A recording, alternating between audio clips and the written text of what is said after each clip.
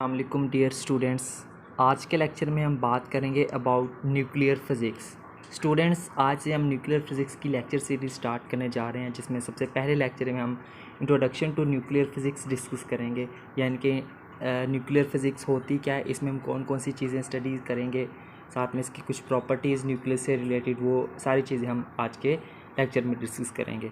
तो सबसे पहले तो हम स्टार्ट करेंगे इसके इंट्रोडक्शन के साथ कि न्यूक्लियर फिज़िक्स होती क्या है। सो यहाँ से स्टार्ट करेंगे। The branch of physics related with study of atomic nucleus and it's associated properties is called nuclear physics. तो सबसे पहली बात, जो न्यूक्लियर फिज़िक्स है, ये फिज़िक्स की वो ब्रांच है जिसमें हम एटॉमिक न्यूक्लियस को स्टडी करते हैं और एटॉमिक न्यूक्लियस से रिलेटेड जो प्रॉपर्टीज़ हैं इसकी, उनको हम डिस्कस करते हैं, उसको हम स्टडी करते हैं, उसको हम कहते हैं न्यूक्लियर फिज़िक्स। ठीक है, तो यहाँ से ये बात तो क्लियर हो गई कि न्यूक्लियर फिज़िक्स जो है वो न्यूक्लियस से रिलेटेड स्टडी को कहते हैं। तो अभी सबसे पहले जो इससे पहले क्या जो है वो हम न्यूक्लियस से रिलेटेड जो एसोसिएटेड जो प्रॉपर्टीज़ उनको डिस्कस करें, उनसे पहले हमें पता होना चाहिए कि बेसिकली न्यूक्लियस क्या होता है, या फिर हम इसको एटॉमिक न्यूक्लियस भी बोलते हैं। तो उसको हम पहले स्टडी करते हैं यहाँ से।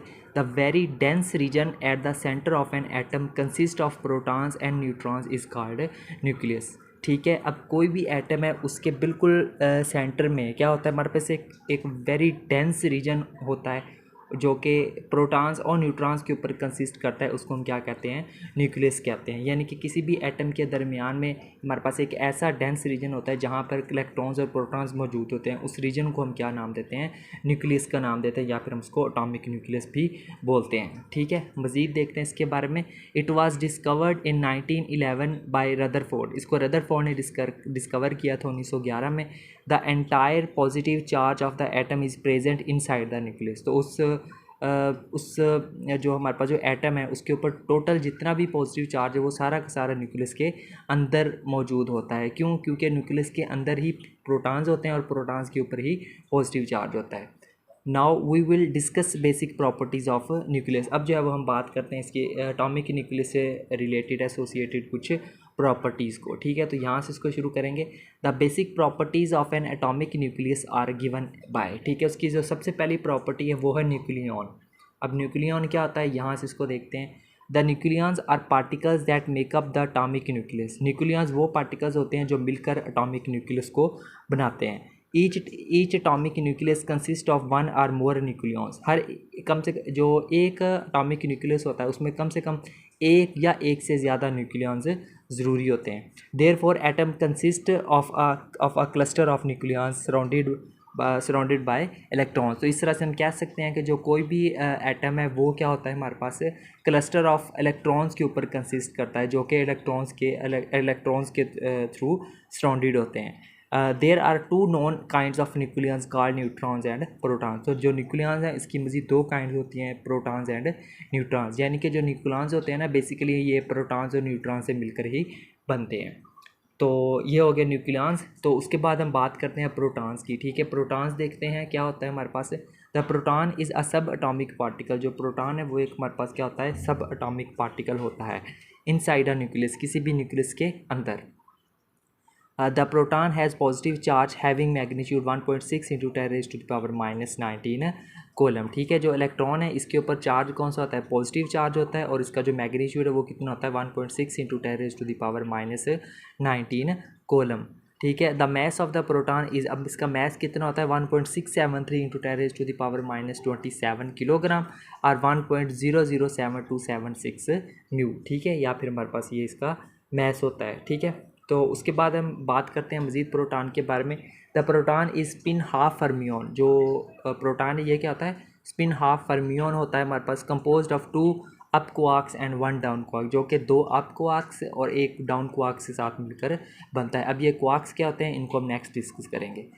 The anti proton is the anti particle of the proton. ठीक है, जो एंटी प्रोटॉन होता है वो किसी भी प्रोटॉन का एंटी पार्टिकल होता है। The rest mass energy of the proton is 938 mega electron, और इसकी जो रेस्ट मास एनर्जी है वो कितनी होती है, 938 मेगा इलेक्ट्रॉन वोल्ट होती है। ठीक है, तो ये कुछ प्रॉपर्टीज थी प्रोटॉन के बारे में। अब हम बात करते हैं न्यूट्रॉन के बारे में, ठीक है।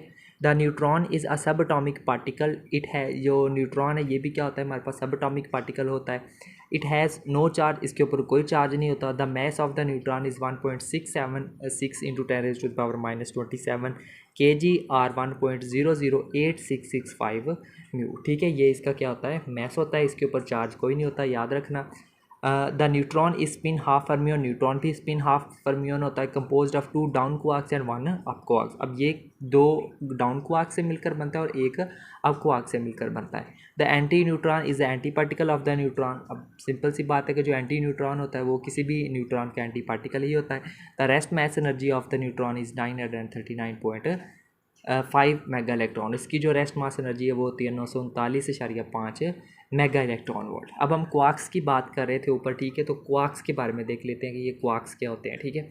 यहाँ से इसको स्टार्ट करते हैं। इन 1964 मरे Gelman proved that the protons are formed from primary particles called quarks। 1964 में मेरे जेलमैन एक साइंटिस्ट थे, उन्होंने ये प्रूव किया था कि जो प्रोटॉन्स होते हैं ना वो हमारे पास कुछ प्राइमरी पार्टिकल से मिलकर बनते हैं जिनको हम क्वार्क्स का नाम देते हैं, ठीक है। अब क्वार्क क्या होता है, quark is a primary particle that can not exist freely.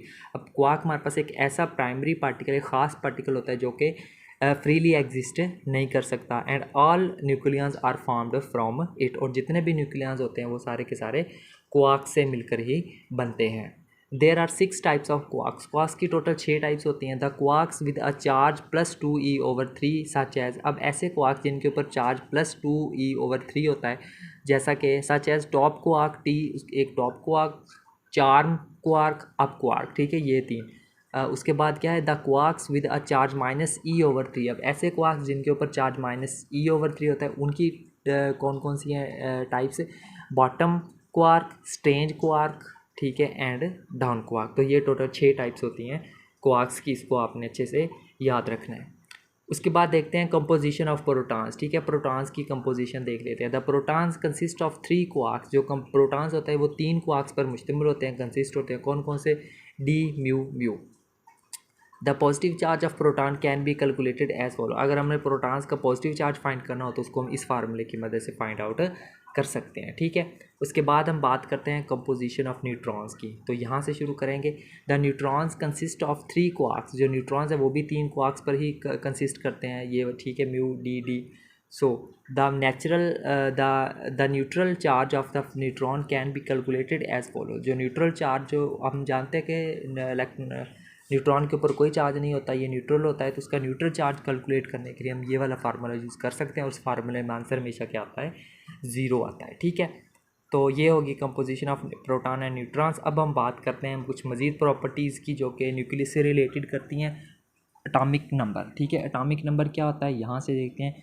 The number of protons inside the nucleus is called atomic number, ठीक है। हम जानते हैं कि किसी भी न्यूक्लियस के अंदर नंबर ऑफ प्रोटॉन्स को हम क्या नाम देते हैं, एटॉमिक नंबर का नाम देते हैं, और चार्ज नंबर से, या फिर उसको हम चार्ज नंबर भी कहते हैं, और इसको Z से डोनेट करते हैं, ठीक है। The total charge of any nucleus is, एक किसी भी न्यूक्लियस के अंदर जो टोटल चार्ज अगर हमने फाइंड करना तो वो बराबर किसके होता है, ZE के बराबर होता है, ठीक है।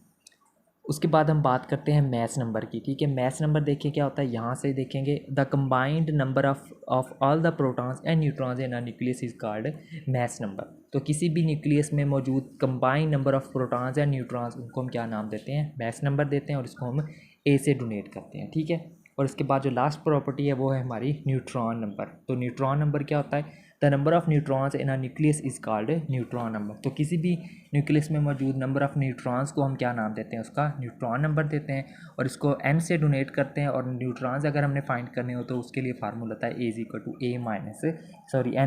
A - Z। तो इस फार्मूले की मदद से हम न्यूट्रॉन नंबर फाइंड कर सकते हैं, ठीक है स्टूडेंट। तो ये था हमारा आज का इंट्रोडक्शन लेक्चर, जिसमें हमने एटॉमिक न्यूक्लियस के बारे में डिस्कस किया और साथ में इसकी कुछ इंपॉर्टेंट प्रॉपर्टीज़ थी जिनको हमने बड़ी डिटेल में डिस्कस किया है। तो ये जितनी भी छोटी छोटी टर्म्स हमने आज के लेक्चर में डिस्कस किए हैं, प्रॉपर्टीज़ डिस्कस की हैं, इन सब के कंसेप्ट आपको अच्छे से क्लियर होना चाहिए, क्योंकि नेक्स्ट जितने भी न्यूक्लियर फिजिक्स की लेक्चर सीरीज़ आने वाली है तो उसके अंदर ये सारी छोटी छोटी टर्म्स बहुत ज़्यादा इस्तेमाल होंगी।